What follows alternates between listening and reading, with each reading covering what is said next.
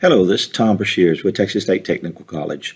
I want to go over our current learning management system that we're using at TSTC, which is Moodle, and also the learning management system that the Automotive program has adopted, which is Electude. And the purpose of this video is going to show you how to use Moodle as well as Electude and how they are integrated. So what we want to do is open up Moodle, and once we get Moodle open, I want to briefly kind of show you how it's arranged for the automotive department. Everybody's going to have an introduction. As well as the introduction, we do have a program that the automotive program is offering with one of our local dealers. It's for the Ford service program, or the Ford ACE program. The students who want to take advantage and go to Ford training are welcome to do so. Going down, we've got our Getting Started category, and in Getting Started, you're just going to have like a description of what the class is about, your syllabus. You will have some type of syllabus quiz that they're going to use for your show, no shows. You will be able to click, and there's a link to go to your syllabus. Then moving forward, we will go to our first unit, which will be, in this case, Unit 6, because the one we're looking at is Engine Performance 2. And once you get to Unit 6, you're going to see an introduction. This is just going to give you a brief description the unit is going to be covering. Then we'll back up, and the next category is going to be Reading Review. Under the Reading Review category, you're going to see PowerPoints that are put together for this unit. Some of these PowerPoints are going to be created by the instructors. Some of these PowerPoints may be created by other industry leaders. Then you're going to have our videos that were created by our instructors. In these videos, you're going to find how-to videos to prepare you for the lab that you're fixing to do. There's also going to be lecture videos to explain to you why you're doing this and how it's going to be useful when you do get to the shop. The next thing we're going to have is our Practice and Apply category. In our Practice and Apply category, these are, for the most part, going to be Electude modules. Now, the modules are like the exercises in a book. They're not your quizzes, they're exercises. These are not going to be graded. So you can go in and let's click on, don't say the password. Once you get logged in, it's going to bring you to an Electude module. And like I said, all of the modules under Practice and Apply are not going to be graded. They're just there to give you an understanding of how the system works. That way, when you go to your quiz, you'll be able to pass the quiz. The quizzes are graded. So these little modules in Practice and Apply, you can take them as many times as you want to. You can make any grades you want to. You can flunk every one of them. It doesn't matter. These are just to prepare you for the quizzes. The way Electude is set up top, we're going to have our page numbers. It's going to be page 1, page 2, page 3, page 4, page 5. Now, down on the bottom, we're going to have our questions on our page. So page 1, you can see, has 1, 2, 3, 4, 5 questions. So you go in, look at the picture, observe the engine, click on the sensor and actuator that are connected to the unit engine control unit. So you're going to come through here and click on the sensors and actuators, injector, ignition coil, got our crank sensor, we got our mass airflow, and we got a throttle valve. Once you click on that one, then you can go to the next question on that page. Because like I said, up at the top, we're going to have our pages, and these down here on the bottom are going to be the questions on the page. Once you're finished with the module, then you can go and return back to Moodle. And once you get into Moodle and you have done all the Practice and Apply modules that you need to prepare you to drop down and go to the Demonstrate Your Competence category, then you will be able to take the quizzes and tests that are in Electude. The very first one for the semester in Engine Performance 2 is going to be a pre-test. It's going to be an ASE style pre-test in Electude. Once you click on it, you go in and take the pre-test. That test will be graded, and then the next one you go down to engine stalls while driving and will not restart. Diagnose and repair as needed. Okay. All of these Electude quizzes and tests here that are under Demonstrate Your Competence, they will be graded. So once we get past the Electude quizzes, and you pass all of those up to this point, the next thing we're going to do is we're going to do our hands-on lab. Notice the hands? That's telling you that you're going to come into the lab and you're going to have a hands-on lab to do. Now, one of the things that we are missing is a live lecture. So when you come in to do your hands-on lab, if there's anything that you did not understand while you were going through the Electude modules and Electude quizzes, now's the time to ask questions. We're still a hands-on school. We still have people here teaching. Still have instructors. When you come in to do your lab, that's the time that you need to ask questions if you don't understand exactly what you were doing when you went through your Electude. Once you have completed all of the Electude quizzes, then you do the lab, then you got another hands-on lab. The next thing you're going to do is go back to Electude, and you're going to complete these Electude quizzes. All of these Electude quizzes are preparing you for the lab. So if you was to try to skip and do the lab without completing the Electude modules, when you get out to do the lab, you're not going to have a clue as to what to do. So before you can do a hands-on lab, you're going to have to complete the Electude quizzes and modules that came before that. Once again, these Electude quizzes and tests will be graded, whereas the modules that are on Practice and Apply, those are for your practice. Once you complete the first unit, then you move on to the second unit. Okay, once again, we're going to have our PowerPoints up in the Read and Review. Always going to have your introduction that you can click on to see what the unit is going to be about. But then you're going to have your Read and Review. Your Read and Review, for the most part, is going to be similar to a book. This one, I have a misfire coil on plug lecture video and a how-to video. We've got what is a misfire, Ford IDS scan tools. So all of these are videos that we created, and I want to say in place of our lectures, but we do not have a lecture for se. But when you come in to do your hands-on lab, that's when you need to ask questions so that you understand everything that you just went over. Okay.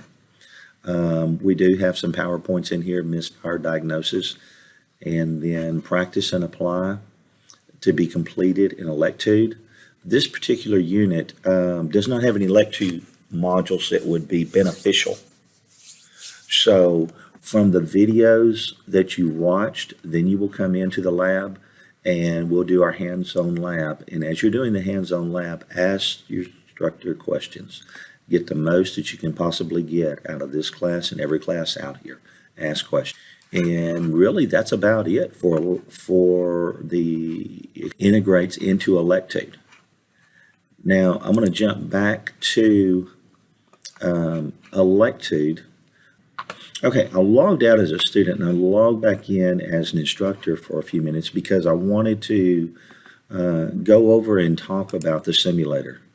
From what I understand, the people that designed Electude, they come from a video game background, which is one of the reasons that we opted to use Electude in the automotive program.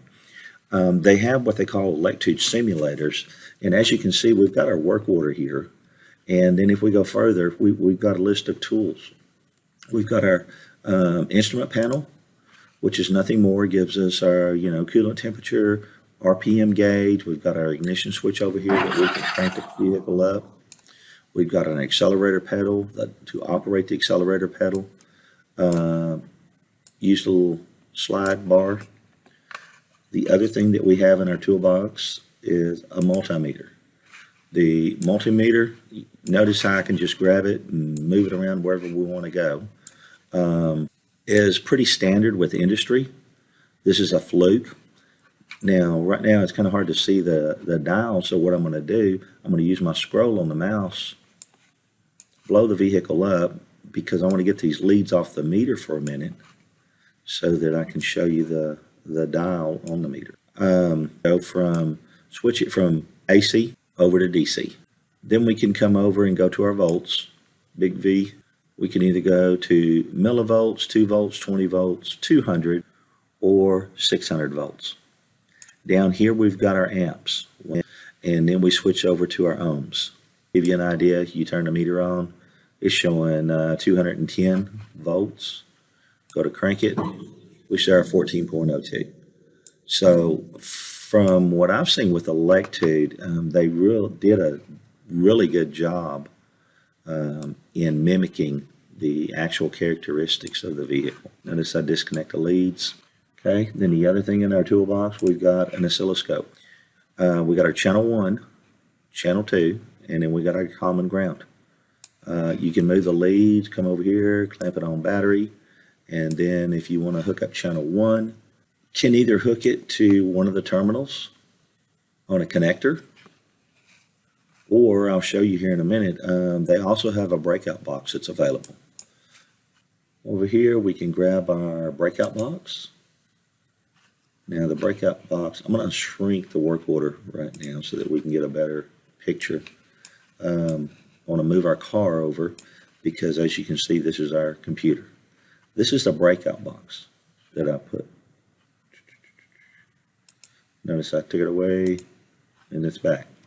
Okay, to connect our breakout box, the connector here, notice when I get on the connector for the ECM, it highlights, click on it, unplugs it, come over here to the lead of the breakout box, click on it, connects it, click on this one, and we're connected. So you've got two different choices when you want to make a test. You can either look at the wiring diagram and find the pin number that is associated with these pins on the vehicle, or you can connect to the connector itself, just like on a vehicle. Over here, drop it in one of the pins and you're good.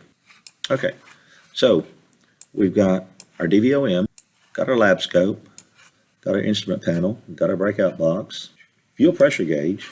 Click on it, it's automatically hooked up to the vehicle. Jump start. I'm gonna take some of the tools away so that we're getting overwhelmed here. Let's put the scope up. We're gonna put the multimeter up. We're gonna put our fuel pressure gauge up. Now, if you watch, there's our jump box. Take the jump box away. There's our jump box. Automatically connects to the vehicle. Just like on a regular vehicle, you sit there and crank it enough, you're eventually going to run the battery down. If so, what do you have to do? You got to hook up a jump box or put it on a charge. Okay. No battery charger here, but we do have a. Then the starting part of any kind of electrical diagnosis is a wiring diagram. So you notice we do have our wiring diagram. Not real complicated, but typical of what you see on normal vehicles. Pretty small, kind of hard to read, can't see the numbers. Grab the corner and you can blow it up. Okay, need to be bigger, grab it again. All right, for us old folks, that's a useful feature. As you can see, we got a fan relay. You hover over a component and it'll identify it for you. Cooling fan, fuel pump, oxygen sensor, mass airflow sensor, and then it shows the wires, the terminal numbers, just like any standard wiring diagram. Okay. This particular vehicle here, if I remember correctly on the work order, engine misfire, diagnosis and repair is needed. So if we were going to diagnose this vehicle, the first thing we're going to do is crank it up, verify customer complaint. Cranks up, running. One of the first things you would want to do is kill the cylinders, find out which cylinder is not doing what it's supposed to be doing. Just like on a normal vehicle. Two different ways that you can do it. One, you can hook it up to a scan tool and kill the cylinders individually by shutting off the coils or the injectors, or you can go out, disconnect the ignition coil. Easy to get to, right on top. Notice the RPM change when I disconnected it. connect it back, and to disconnect it and connect it back, you just click on it. Once you hover over it and it highlights a connector, then you're able to click on it and disconnect it. Watching the RPM gauge, disconnect it, nothing happens. Nothing happens. Okay, so now we've determined number 2 cylinder is our dead cylinder. So, quick, easy way, everything up on top, easy to get to. Quick, easy way to figure out exactly where our problem is. Let's put this ignition coil over here in number 4 cylinder. Now to do that, we're going to grab the coil from number 4 cylinder, click on it and hold it, and bring it down here and put it in our workbench. Now we're going to take our ignition coil from number 2, click on it, and we're going to put it in number 4 hole. Now, the spark plug, we're going to take it out and put it on our workbench because we're going to want to put that spark plug somewhere else. Disconnect number 3. We're going to move this ignition coil on our workbench. Now we want to get this spark plug out of number 3, put it in number 2. Now our spark plug that we had in number 2, we're going to put it in number 3. So we got our bad coil in number 4, bad plug in number 3. So everything that's in number 2 should be good at this point.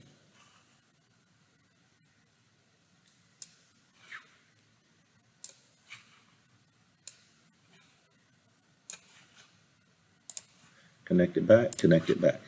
Now, lastly, what's the other thing that could cause a misfire?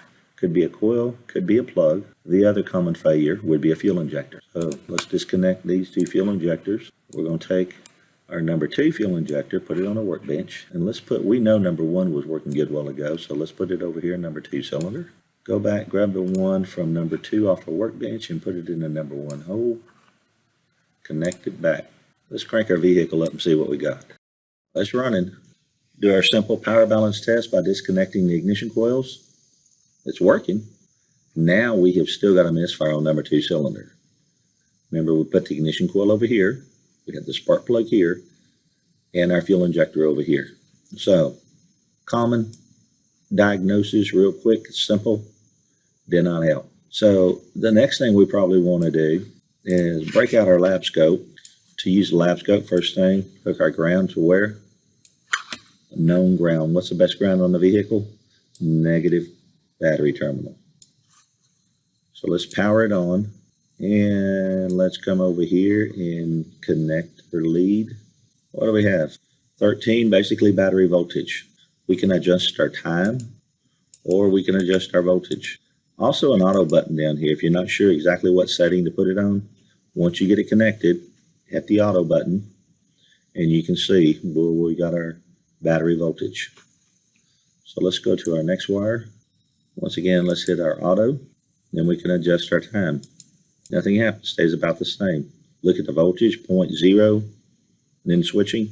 So that's kind of telling us that wire, for the most part, is grounded. Disconnect it, come over here and connect. There we go. Come back, hit our auto. Looks like it's grounded or nothing's happening. Grounded or nothing happening. So now let's look at a wiring diagram. We know the yellow wire and the green wire, nothing's going on. And then of course our black wire is where we had our battery voltage. Let's look at our wiring diagram. Number 2 cylinder, injector, ignition coil. Blow it up. Number 1 ignition coil. We've got a black wire, which is coming from a fuse. So we know that's our power wire. So which is what we've got. Number 2 cylinder, or number 2 coil. Black wire, we got our power. Green wire, engine computer. So right now it appears that the ECM is not working. We know our crank sensor is working because all the rest of the cylinders are firing like they're supposed to. We know that we have power because there again, all the other ignition coils are working. So let's turn the engine off. And we got our ignition coil, we got a diode over here. There's our transistor. So that's telling us that 21, which is our green wire, is going to be our power wire. So 21 and 20. So let's get rid of our wiring diagram. Break it up again. Move so over here so we can get to our breakout box. And let's go to 20 first. Even though 21 I think is going to be our trigger wire, we have nothing. So let's go to 21. Hit our auto. Still have nothing. Back to 20. Hit our auto, and still nothing. This point, it appears that we're going to have a bad driver in the computer. So to replace the computer, want to disconnect it, take it out, put it in our workbench.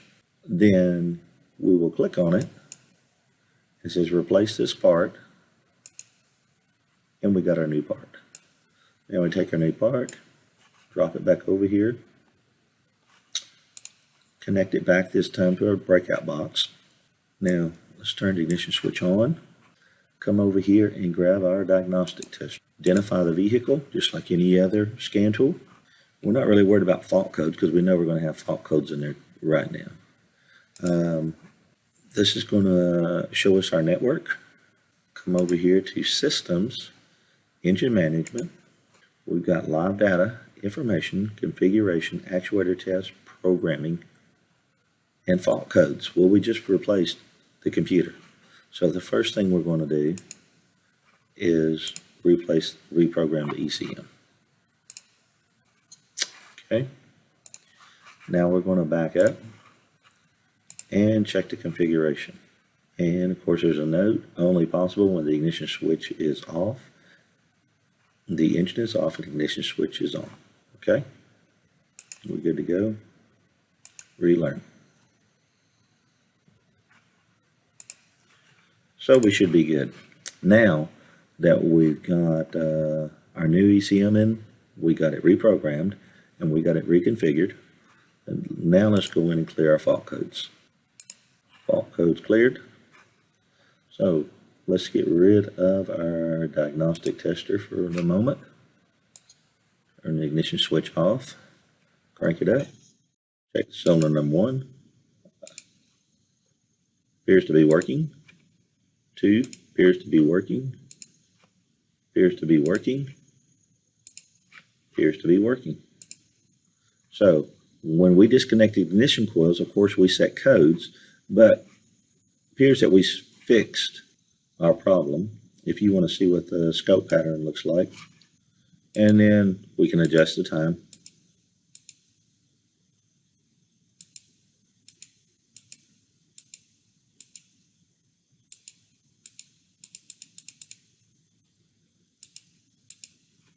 Of course, we got our dwell reading. Turn the vehicle off. Ignition back on. Our diagnostic tester again. Clear all fault codes. Okay, fault codes cleared. Put the diagnostic tester back up.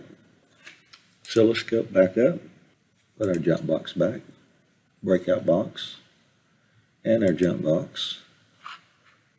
Reconnect anything that we've got disconnected. Come over here to our work order.